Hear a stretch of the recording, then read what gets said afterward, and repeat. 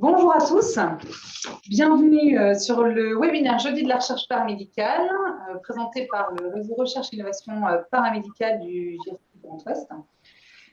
Aujourd'hui, la parole est donnée à Paul Darros-Vetoretto pour une présentation de son projet de recherche. Cette présentation durera une vingtaine de minutes, à l'issue desquelles vous pourrez lui poser toutes les questions qui vous viennent et qui vous intéressent. Deux possibilités, soit vous allumez votre micro et vous prenez la parole directement, soit vous pouvez poser vos questions directement dans le chat à droite en général de votre écran. Le webinaire est enregistré, sera rediffusé sur la chaîne YouTube du CHU d'Angers. N'hésitez pas à la partager si vous souhaitez. Et je vous rappelle que vous avez reçu toutes les informations nécessaires aux enregistrements et aux autorisations droit à l'image en amont de cet enregistrement. Paul, c'est à vous. Bonjour à tous, merci pour l'invitation. Aujourd'hui, je vais vous partager un petit peu les protocoles que je peux mener en réadaptation cardiaque et notamment une étude qui est l'étude APAENCO2 qui s'intéresse à l'utilisation d'une application connectée pour maintenir une activité physique régulière après une réadaptation cardiaque. Juste tout d'abord, pour me présenter, je suis depuis 2018 diplômé d'un master en activité physique adaptée et santé que j'ai réalisé à l'IFEPSA, donc l'Institut de formation en éducation physique et sportive d'Angers. Durant ce master, j'ai pu notamment réaliser un mémoire de recherche qui s'intéressait à l'impact d'un programme APA sur 4 paramètres qui sont la qualité de vie, l'appétence à l'alcool, les attitudes vis-à-vis de l'activité physique et les capacités physiques de personnes qui présentaient un trouble de l'usage d'alcool. Et donc depuis mon diplôme de master, je suis enseignant en activité physique adaptée sur le centre hospitalier de Cholet depuis 2019, où j'interviens dans les services de réadaptation cardiaque et d'addictologie. Et on va dire depuis 2020, je suis à l'initiative de 2 protocoles de recherche en réadaptation cardiaque. Et puis depuis cette année, j'ai eu la chance de partir en formation et de participer. J'ai intégré la promotion 2022-2023 du DU de recherche paramédicale en santé. Donc, en ce qui concerne mes travaux de recherche en réadaptation cardiaque, ces travaux de recherche ils ont été réalisés avec l'aide de la DRCI du CHU d'Angers, ainsi que l'Institut de formation en éducation physique et sportive d'Angers. La première étude qui a vraiment servi de point de départ, c'est l'étude APAENCO, qui s'intéressait au maintien de la condition physique, mais également au maintien de l'activité physique à 1 an de patients coronariens qui ont suivi un programme de réadaptation cardiaque. Donc, c'est une étude de cohorte descriptive, analytique et monocentrique, réalisée sur le centre hospitalier de Cholet, où on a obtenu un CPP favorable en fin d'année 2020. Et pour cette étude, on a inclus 83 patients sur la période de février 2021 à mars 2022. Suite au traitement des résultats, on est en ce moment en train suite aux résultats, on va dire encourageants, on est en train d'écrire un article en ce moment. Et durant cette phase de suivi qui était propre à l'étude APAENCO, qui a duré 1 an, on voulait vraiment proposer une stratégie, une alternative, une solution pour nos patients qui maintiennent une activité physique.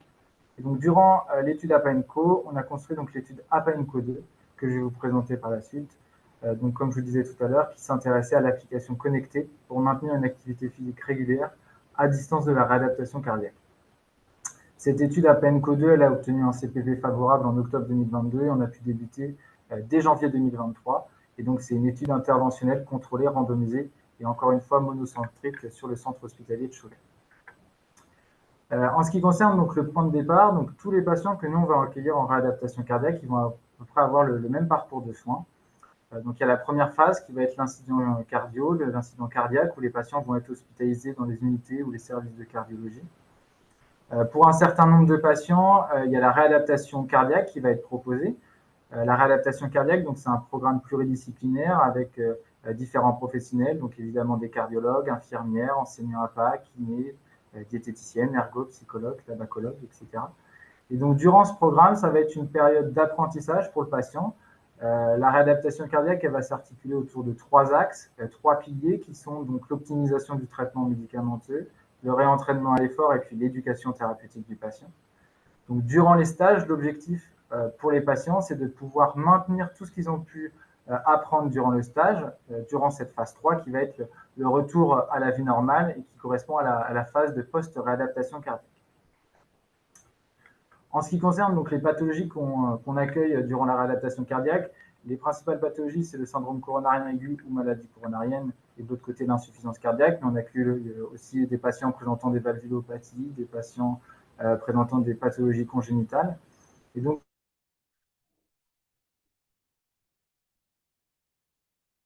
le syndrome coronarien aigu ou à la maladie coronarienne. Depuis 2007, la Haute Autorité de Santé a proposé donc le traitement basique. Donc le basique, c'est les initiales des 5 mots que vous pouvez voir juste en dessous. Donc il y a Justement, 4 classes médicamenteuses avec... Paul, excusez-moi, Oui. votre diaporama est toujours figé en slide 1. Ah, alors attendez. C'est mieux. Est-ce que c'est bon? Vous voyez défiler?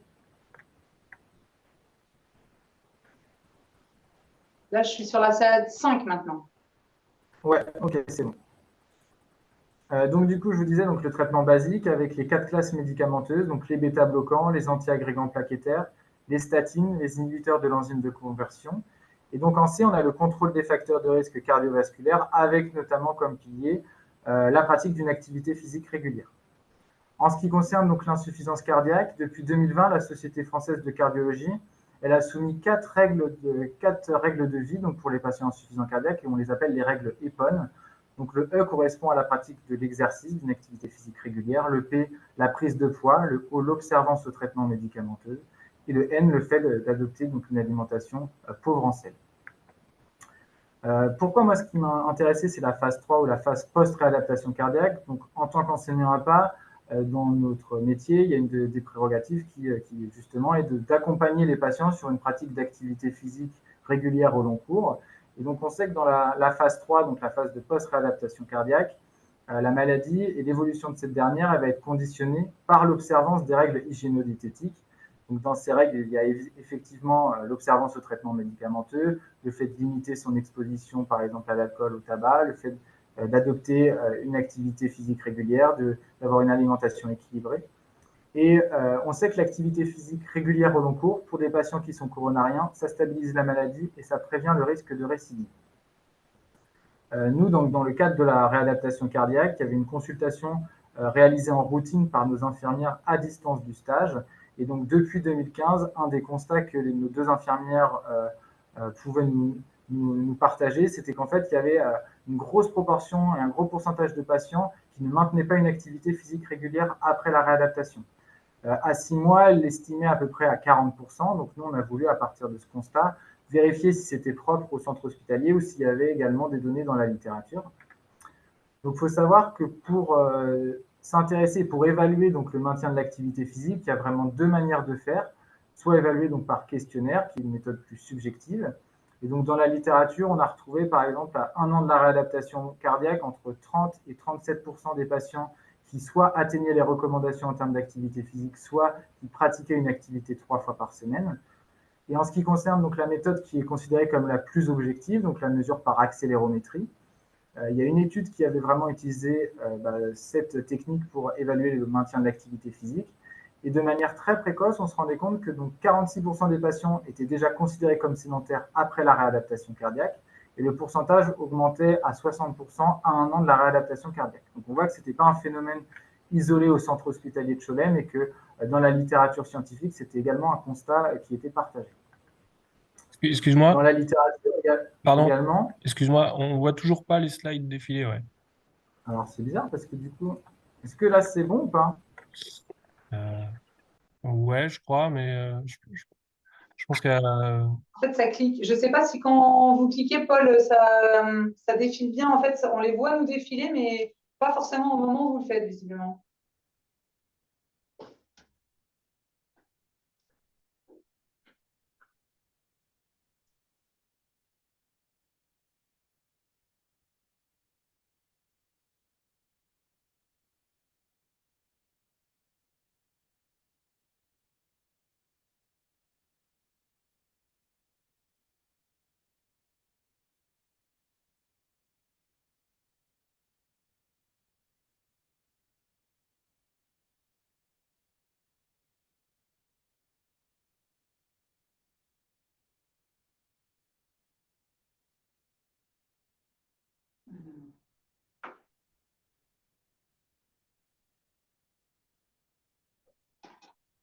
Paul, du coup, on ne vous entend plus non plus.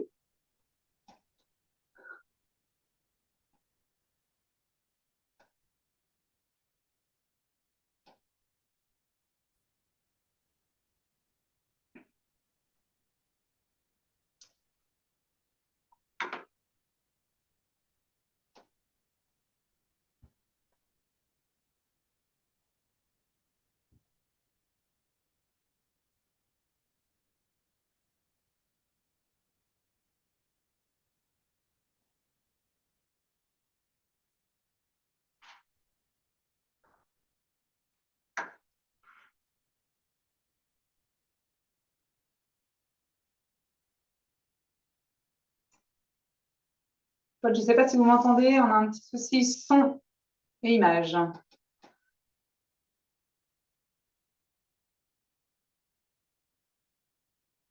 Ce qui n'est pas très grave, ça arrive régulièrement.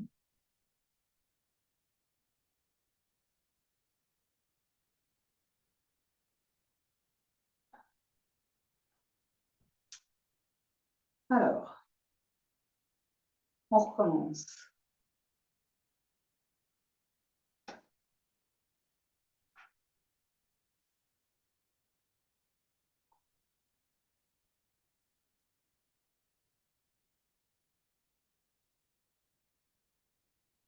Ouais, je suis désolée, on ne vous entend plus du tout.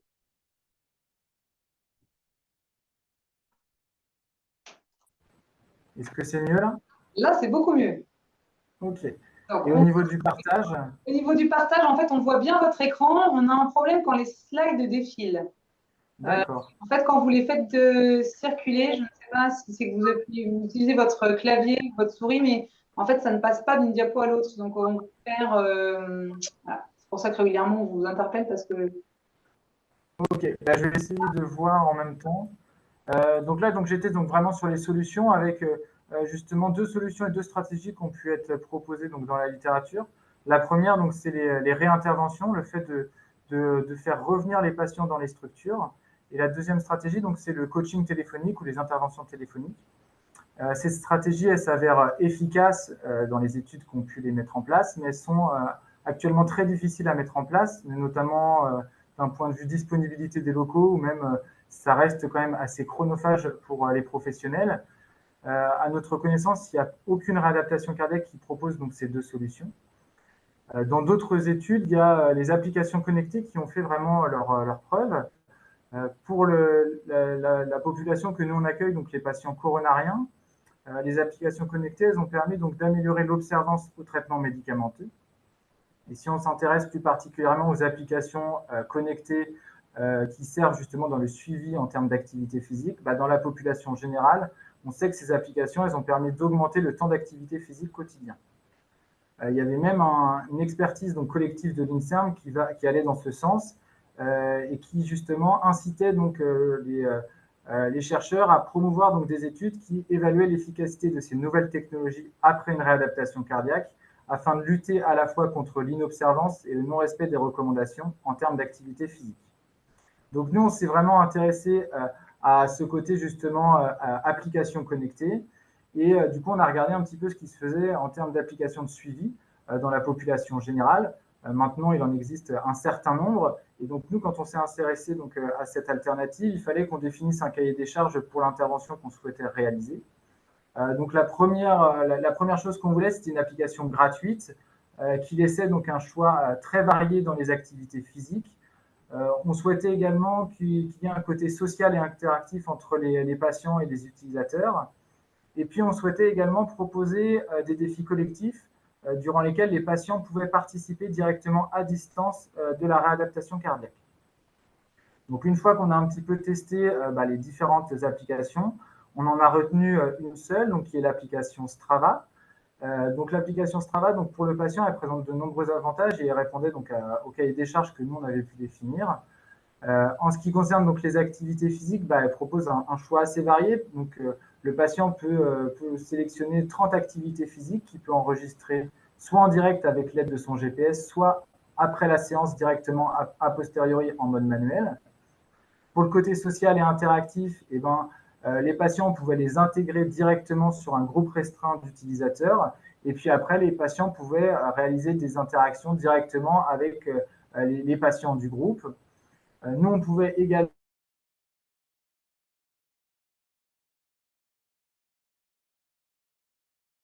et enfin, il y avait un réglage de tous les paramètres de confidentialité que l'on pouvait gérer. C'était justement une des remarques que le CPP nous avait fait par rapport à la protection des données des patients. De l'autre côté, donc nous les professionnels, le gros avantage de ces applications connectées, c'est qu'on peut donc recueillir toutes ces données à distance sans faire venir le patient dans la structure et au centre. Là, je vais vous montrer donc un petit peu quelques diapos qui seront plus sur l'application Strava. Donc j'espère que ça va marcher. Vous me dites, hein, sinon je repasserai. Donc là, ça va être une diapositive sur l'enregistrement en direct des activités. Donc une fois que le patient va sélectionner le sport qu'il souhaite réaliser, à la fin de son enregistrement, il va avoir différentes informations. Donc ça peut être la distance, ça peut être le dénivelé, ça peut être la vitesse moyenne, ça peut être également la durée totale de l'activité. Et donc ça peut correspondre à une trentaine d'activités physiques. Si le patient n'est pas forcément équipé d'un GPS assez fiable et qu'il n'a pas forcément envie de partir marcher avec son téléphone, eh ben, il peut tout simplement enregistrer en manuel en saisissant une activité et en pouvant donc préciser différentes informations, le temps d'activité physique, le kilométrage, tout ce qu'on a pu voir jusqu'à présent. Et donc ça s'avère une solution qui est relativement intéressante pour tous les patients qui souhaitent justement continuer et maintenir une activité physique seulement par ergomètre. Donc, je pense par exemple au vélo d'appartement, au tapis de marche, vélo elliptique, etc. En ce qui concerne donc les défis, l'application elle permettait donc la participation possible à 3 challenges collectifs. Nous, on a choisi de les proposer donc à 1 mois de la réadaptation, à 3 mois et à 5 mois. Les objectifs donc, de ces défis, c'est d'atteindre les recommandations en termes d'activité physique sur un laps de temps qu'on aura déterminé. Ces défis seront toujours en lien avec l'actualité sportive du moment et les patients donc, ils pourront essayer d'atteindre ces objectifs en choisissant l'activité qu'ils souhaitent. Si je vous donne donc un exemple, là, il y avait la Coupe du Monde de rugby qui est passée, mais un des défis qu'on avait précisé donc, dans le protocole, c'était par exemple le défi Roland-Garros, où justement on va prendre la durée du match le plus long, qui est de 6h33. Et ben, l'objectif pour les patients, c'est d'atteindre le record de ce match le plus long, et c'est de l'atteindre en 2 semaines et demie avec l'activité physique de leur choix. Du coup, ce qui correspondra à 157 minutes d'activité physique par semaine, ce qui est supérieur aux recommandations en termes d'activité physique. Ensuite, donc, sur le groupe restreint d'utilisateurs, une petite chose qui va intéresser plus particulièrement les patients, c'est qu'il va y avoir vraiment un récapitulatif des semaines précédentes où les patients vont pouvoir voir le classement en termes de durée d'activité physique, en termes du nombre d'activités physiques qu'ils ont pu enregistrer sur l'application, ou même la distance qu'ils ont pu parcourir sur la semaine précédente. Nous, ce qu'on va surtout regarder en tant que professionnel, en fait, c'est le classement donc, sur la semaine précédente où on va avoir donc, tous nos patients qui vont être intégrés sur un tableau. C'est ce que vous pouvez voir sur votre droite. Et en fait, on va avoir donc, toutes les informations de durée d'activité physique, de nombre d'activités. Et puis même, on peut regarder plus en détail la distance ou le dénivelé positif. Mais ça, ce n'est pas forcément quelque chose qu'on va regarder. Mais on va vraiment avoir une vue d'ensemble sur le maintien de l'activité physique des patients qui ont été intégrés à l'application Strava. Une autre chose qu'on va pouvoir vraiment utiliser, c'est lors des consultations à 6 mois. Là, je vous montre par exemple le cas d'un patient qu'on a revu donc, à 6 mois dans le cadre de son suivi. Lorsqu'on va cliquer sur le profil du patient, on va avoir pas mal d'informations sur le nombre de séances qu'il a pu réaliser. Donc là, en l'occurrence, c'est 83 séances de marche qui ont été reportées sur les 6 mois par le patient. Quand on va s'intéresser au temps d'activité physique, donc là, 67h52, ça correspond à une durée moyenne d'à peu près 49 minutes. Et si on fait donc la fréquence moyenne hebdomadaire, donc c'est une fréquence moyenne supérieure à 3 séances par semaine. Donc on se rend compte que ce patient, sur les 6 mois qu'on suivi la réadaptation cardiaque, il a été relativement actif puisqu'il a été au-dessus des recommandations d'activité physique. Et donc ces données, on va dire, qui sont spécifiques à l'application connectée, elles sont relativement intéressantes parce qu'elles nous donnent vraiment une vue d'ensemble sur une période beaucoup plus longue que si c'était par exemple avec l'utilisation d'un accéléromètre. Nous, en ce qui concerne donc, le maintien de l'activité physique, on a choisi donc l'accélérométrie, qui est la méthode objective de mesure de l'activité physique quotidienne. Elle est très souvent utilisée en recherche médicale et elle a déjà été utilisée en réadaptation cardiaque pour observer l'observance aux recommandations après le stage. Nous, au centre hospitalier de Cholet, on n'avait pas forcément une expertise dans ce domaine-là, on n'avait pas forcément de matériel à disposition. Donc, on a réalisé une convention avec l'IFEPSA. Pour finir donc avec l'accélérométrie, donc nous on a choisi la marque Actigraph, qui est la marque la plus utilisée en recherche. Les modèles donc GT3X,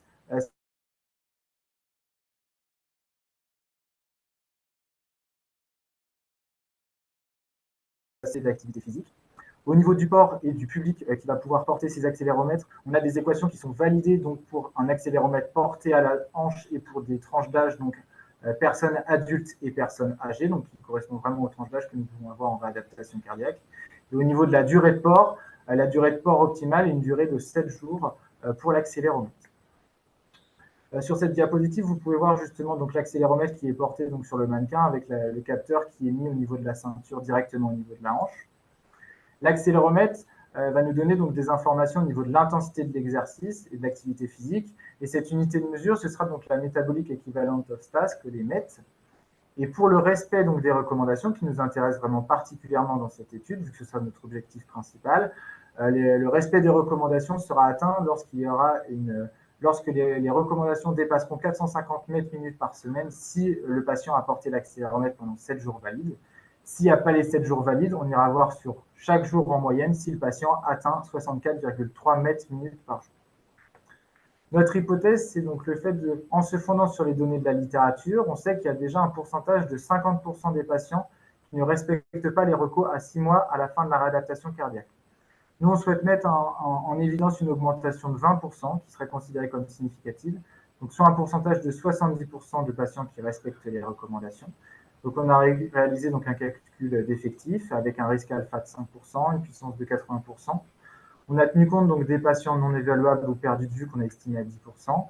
Et donc, pour ça, au total, il faudrait inclure donc 104 patients par groupe et un total de 208 patients au total.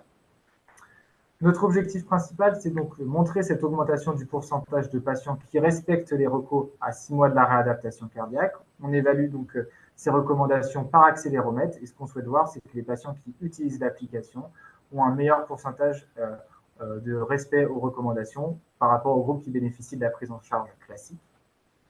Ensuite, au niveau des objectifs secondaires, on va s'intéresser au niveau d'activité physique et à la motivation de l'activité physique, à la fois donc, entre la fin de la réadaptation cardiaque et les 6 mois de la réadaptation.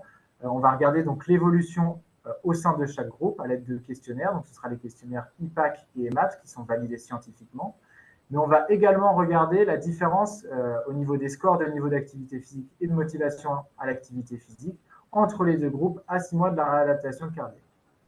Enfin, un objectif qui sera propre aux deux groupes, c'est qu'on va essayer de s'intéresser au maintien de l'activité physique en fonction de la saisonnalité. On sait à travers plusieurs études qu'en fonction donc, du moment où les personnes peuvent porter l'accéléromètre, il peut y avoir une différence en ce qui concerne le maintien de l'activité physique. Donc c'est quelque chose qu'on va surveiller et décrire, la saisonnalité qui va suivre la fin de la période de réadaptation cardiaque. On va avoir des objectifs secondaires qui seront spécifiques au groupe intervention. Nous, de notre côté, donc, on va regarder et s'intéresser à l'utilisation de l'application directement sur le profil de l'utilisateur. On va regarder donc justement sur la période qui suit la réadaptation et les 6 mois, le nombre de séances que le patient a pu enregistrer, le type d'activité qu'il a pu enregistrer. On va avoir des informations sur la fréquence hebdomadaire et la durée hebdomadaire des séances qu'il a pu enregistrer sur l'application. Et on va enfin regarder la réussite au défi. D'un autre côté, on va confronter un petit peu les informations qu'on va avoir sur l'application à ce que le patient a pu ressentir à utiliser l'application. Donc, le patient, on va lui demander de décrire sa satisfaction à utiliser l'application. On va lui demander de décrire sa fréquence d'utilisation à enregistrer les séances. On va lui demander s'il a réalisé des interactions avec d'autres utilisateurs. Et puis, on va lui demander s'il a participé au défi qu'on a pu lui proposer.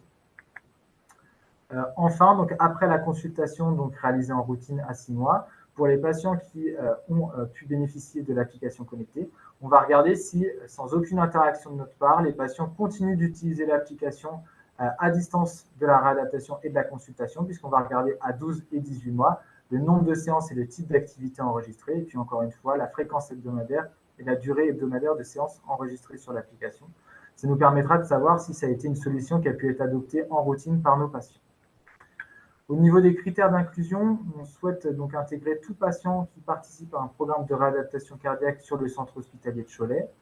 Le patient doit soit posséder un smartphone compatible avec l'application, soit disposer d'une connexion Internet. Il faut savoir que l'application peut être directement sur le smartphone, mais on peut très bien se connecter à distance sur son ordinateur personnel. Le patient doit être capable donc, de signer le consentement écrit de participation. Et au niveau des critères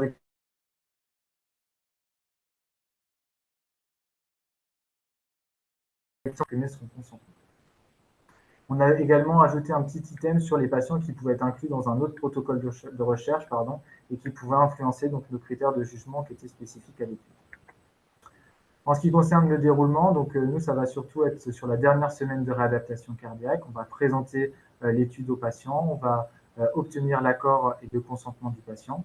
Et on va recueillir donc, différentes données lors de la visite d'inclusion. Donc, ça va être les données anthropométriques, ça peut être les antécédents médicaux et sportifs, savoir si le patient donc, utilisait déjà en amont une application connectée. Et puis, lors de cette visite d'inclusion, on va demander le renseignement de nos deux questionnaires, donc le questionnaire IPAC et EMAPS, le niveau d'activité physique et de motivation. Suite à ça, il y a la randomisation qui sera réalisée. Et puis, pour le groupe expérimental, on va expliquer et installer donc l'application connectée le dernier jour de la réadaptation cardiaque.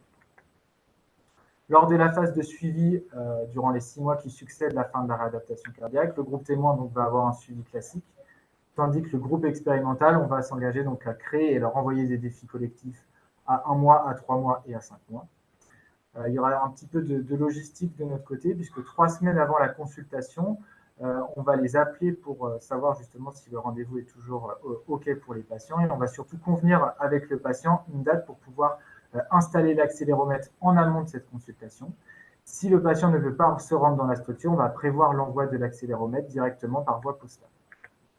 Enfin, lors de la consultation de 6 mois qu'on réalise avec nos infirmières coordinatrices, la consultation avec elles se déroule de manière classique en routine. Juste après cet entretien infirmier, nous, on va demander de renseigner les questionnaires IPAC et EMAPS. On va récupérer les accéléromètres. Et puis pour le groupe expérimental, on va recueillir les données de l'application et puis on va questionner le patient sur l'utilisation de cette dernière. Et puis comme je vous disais tout à l'heure, donc ce suivi va s'allonger pour le groupe expérimental puisqu'à 12 et 18 mois, on va regarder à distance les données donc, de l'application directement sur le profil utilisateur de chaque patient. En ce qui concerne donc l'historique de l'étude, on a eu cette idée donc plutôt à l'été 2021. Il y a eu beaucoup d'écritures, beaucoup de versions, de nombreux échanges et de rendez-vous, notamment avec la DRCI du CHU d'Angers.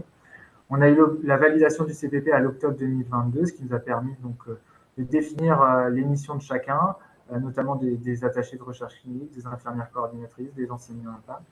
On a pu se référencer sur Clinical Trial, on a finalisé donc tous les documents, que ce soit le CRF ou la lettre d'info. Et la réunion de mise en place, elle a eu lieu donc tout début d'année 2023. La période d'inclusion, donc nous pour cette étude, elle est de 24 mois, donc jusqu'en janvier 2025. Et donc à ce jour, on a inclus donc 68 patients dans l'étude APA-MCO2, 13 femmes et 55 hommes. Le taux d'adhésion, pour le moment, il est relativement satisfaisant puisqu'on a un taux d'adhésion au protocole de 70%. Les principaux refus qui sont énoncés par les patients, donc les refus de participation, c'est des patients qui ne vont pas être suffisamment à l'aise avec cette nouvelle technologie, ou sinon ça va être des patients qui ne vont pas ressentir le besoin d'utiliser cette application ou cette stratégie-là, en tout cas pour poursuivre une activité physique régulière, ils se sentent suffisamment armés pour pouvoir pratiquer de manière autonome sans aucune interaction de notre part. Donc en ce qui concerne donc, les patients qui ont bénéficié de la consultation de suivi à 6 mois, on a 18% des patients qui ont réalisé donc, cette consultation à 6 mois sur l'effectif total des 208 patients. Je vous remercie pour votre attention et je m'excuse donc pour les petits soucis techniques qu'on a pu avoir jusqu'à présent.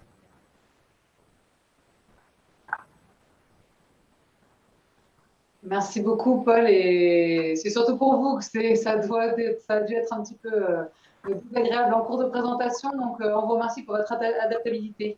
Est-ce que dans le public participant, vous avez des questions? Parce que sinon, on a déjà 2 ou 3 sous le coude. Mais priorité à nos collègues qui vous ont écouté. Oui, moi, Julien Breteau, je suis kiné en charge également de l'activité physique à l'ESEAN, c'est un établissement pour pédiatrique. Moi, donc tu utilises 2 supports, c'est-à-dire il y a le téléphone portable avec Strava et en plus il y a l'accéléromètre porté au niveau de la hanche, c'est ça? Ouais, totalement. En fait, l'accélérométrie, donc l'accéléromètre, la porte au niveau de la hanche, c'est la méthode objective qui a été validée vraiment et qui est reconnue dans la recherche médicale. Toutes les données en fait qui sont propres à l'application, c'est des données qui semblent assez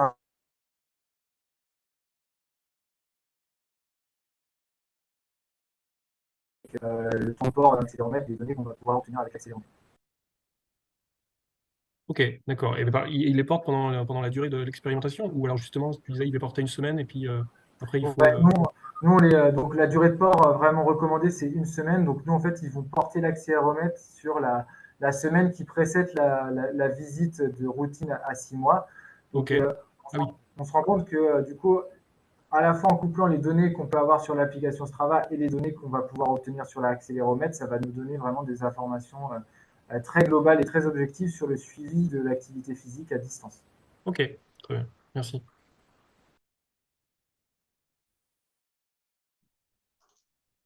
Une autre question dans l'Assemblée? Non, vraiment pas. Je me lance alors. Donc, cette application-là que vous avez mise en place, moi, je m'interrogeais finalement sur l'après de l'étude parce qu'en fait, on a envie que ça fonctionne et que les patients, enfin, tel que vous présentez, que les patients adhèrent à ce système. Et du coup, moi, je me demandais en termes de ressources humaines nécessaires à la mise en œuvre de l'application, de la conception des challenges, sur le long terme, en fait, au-delà de ce projet de recherche. En fait, l'application, donc elle existe, on peut la trouver de manière classique pour réaliser son activité physique. Donc nous, on a choisi cette dernière, mais après, c'est vrai que ça nous demande donc un petit peu de temps donc, pour concevoir les défis en lien avec l'actualité sportive. Après, en ce qui concerne donc l'envoi des défis collectifs, ça se fait de manière très rapide. On sait qu'on peut toucher toute une communauté juste avec un message, donc ça, c'est pas forcément très chronophage. Ce qui peut être assez compliqué, c'est tout ce qui va être dans le suivi, justement pour la consultation donc, de suivi.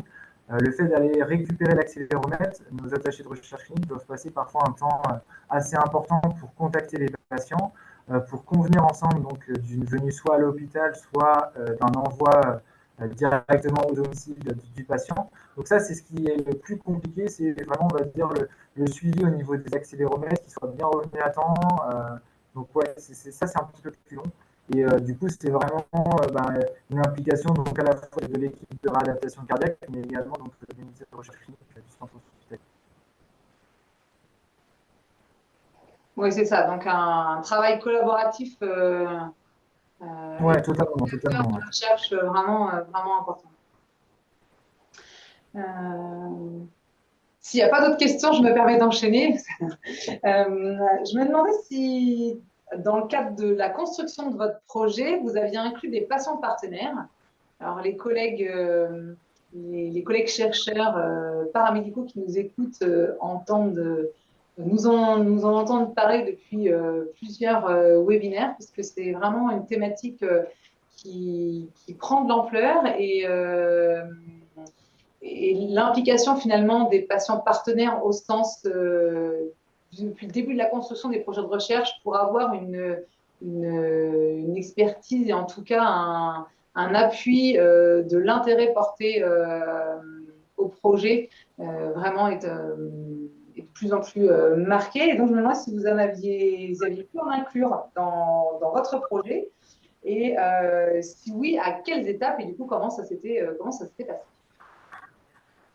Alors, on n'a pas inclus de patients donc vraiment dans le démarrage et la construction donc, de l'étude. En fait, on a surtout tenu compte du retour de tous ces patients qui sont passés depuis 2015. En fait, quand ils revoient nos infirmières lors de la consultation, ils expliquent que poursuivre une activité physique, ça peut être compliqué, il y a un manque de motivation. Donc ça, c'était vraiment sur l'activité physique. Et puis donc, nous, c'est des patients qui arrivent ensemble pour une durée d'un mois et qui repartent ensemble. Et souvent, il y avait donc ce côté où il y a une émulation qui se fait durant la réadaptation cardiaque. Et donc, au fur et à mesure, les patients reprennent un petit peu de la distance et donc ne sont plus en contact. Donc nous, on est parti vraiment de ces deux postulats. On voulait vraiment que, grâce à l'activité physique et par l'intermédiaire de l'application connectée, on puisse justement garder un côté motivation juste par l'intermédiaire de nos messages et que les patients qui sont donc directement en lien entre utilisateurs, puissent aussi garder des liens par l'intermédiaire d'activités physiques. On a surtout en fait tenu compte des retours des patients qu'on avait donc, depuis 2015 et pas forcément, on les a pas impliqués vraiment dans la construction, mais après c'est quelque chose lors des consultations à 6 mois où on les interroge vraiment sur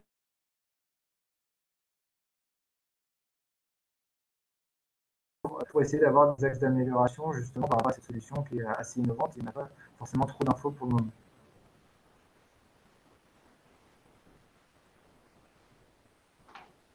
Très bien, merci beaucoup pour ces réponses. Est-ce que dans l'assistance, il y a un droit au remords, vous avez le droit d'avoir des questions qui arrivent au fur et à mesure. Une dernière question, alors peut-être plus pratique ou technique pour le coup, même si au démarrage de votre présentation, on avait un petit souci d'affichage de votre présentation, mais j'ai pu comprendre que vous étiez en train de rédiger ou en tout cas de vouloir soumettre un article dans le cadre de votre premier projet. Est-ce que, puisqu'en fait, le réseau a aussi une ambition de donner des petits outils, des conseils techniques ou d'avoir des retours d'expérience des collègues chercheurs voilà, pour que ça profite à tous, est-ce que vous auriez un petit retour d'expérience sur l'écriture de cet article à nous faire part? Nous, c'est vrai que donc, les deux protocoles, là, on les a construits vraiment avec à la fois la DRCI du CHU d'Angers et également donc l'IFEPSA. Donc, à l'IFEPSA, donc c'est les enseignants-chercheurs qui sont aussi intéressés à la thématique que nous on souhaitait aborder. Donc, du coup, en fait, quand on l'écriture, elle se fait vraiment en coécriture avec les enseignants-chercheurs qui ont vraiment donc, une expertise dans ce domaine-là. Et du coup, c'est vraiment hyper intéressant et complémentaire. Donc, c'est vraiment cette double vision, on va dire, avec le côté universitaire, expertise dans le domaine de l'activité, et puis nous qui voyons donc le côté terrain avec les patients qu'on reçoit tous les jours. Donc nous, en tout cas, pour cet article, on le coécrit avec donc, directement les enseignants-chercheurs de l'IFEPSA. Ok, donc finalement, un besoin d'aide, est-ce que je peux reformuler comme ça, un besoin d'aide sur cette écriture et une collaboration avec les enseignants-chercheurs pour bénéficier de leur expertise en fait dans l'écriture? Ouais, en fait, c'est vrai qu'ils ont une certaine expertise et même une expérience, vu ils ont pu justement écrire, soumettre d'autres articles scientifiques. Donc, c'est vrai qu'en fait, c'est mutualiser, on va dire, les forces de chacun pour essayer de trouver justement, de pouvoir publier au mieux notre travail. Ok, super. Je me permets de lire le commentaire d'un autre collègue qui n'a pas de question, mais une information sur le fait que la téléréadaptation se développe également au Capucin, qui est un centre d'adaptation à Angers, avec une application qui s'appelle Ensuite. Voilà, pour certains patients coronariens, il y a peut-être des envies ou des futurs projets en collaboration ou de la comparaison d'utilisation d'applications à venir. En tout cas, merci pour votre présentation, Paul. Je laisse. Ah, une main se lève. Alors, merci à vous Oui, pour l'invitation. excusez-moi, je rebondis en parlant d'application. Je voyais que vous aviez essayé Je suis désolé, ma caméra marche pas. Pas de J'étais pas souci, Julien, vas-y. Et oui, on avait travaillé avec Kipling également, ici à l'ESEAN, avec des jeunes en situation d'obésité. Et c'est vrai que ça avait été, pour le coup, ça n'avait pas été très pertinent, ça n'avait pas été abouti, il n'y avait pas cette compétition. On essayait de faire des compétitions pendant 2-3 mois, là, et ça n'avait pas trop marché. Donc là, je vois que seulement avec Strava, ça marche. Donc on réessaiera avec ma collègue APA de refaire ça avec Strava, pourquoi pas. C'est vrai que nous, on avait contacté Kipling au début de l'étude. Et en fait, ce qui était assez compliqué, c'est qu'ils avaient quand même, en fait, leur solution est vraiment super, hein, mais elle est relativement coûteuse pour les patients que nous, on avait à inclure, donc c'était pas faisable de ce côté-là. Donc, en fait, on s'est tourné vers les applications qui étaient gratuites, où en fait on pouvait être aussi plus maître de ce qu'on pouvait leur proposer. Tous les côtés justement défis collectifs, interaction, etc. Ça c'était vraiment plus facile de notre côté avec l'application Strava. Donc c'est nous en tout cas l'application qu'on a utilisée, mais il y en a également plein d'autres hein, qui peuvent être, je pense, assez pertinentes en fonction des objectifs recherchés. Oui, j'imagine que trouver les défis et tout,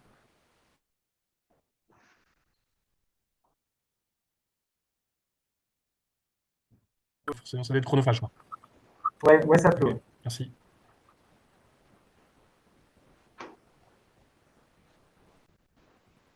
Si il n'y a plus de questions, je vous propose de nous en tenir là. Paul, si vous pouvez départager votre écran, quand on a un écran un peu plus, voilà, type, type Zoom, merci.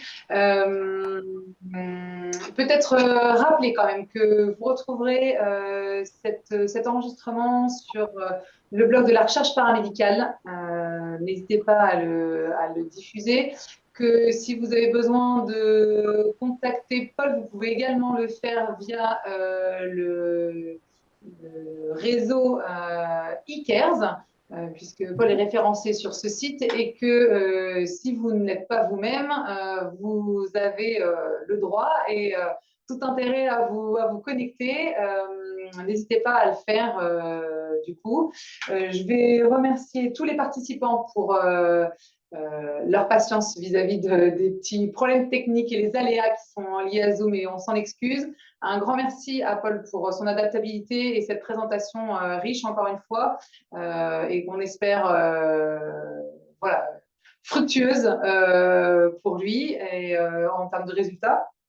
Et nous vous donnons rendez-vous au prochain webinaire qui se déroulera le 7 décembre 2023. Merci à tous et à bientôt.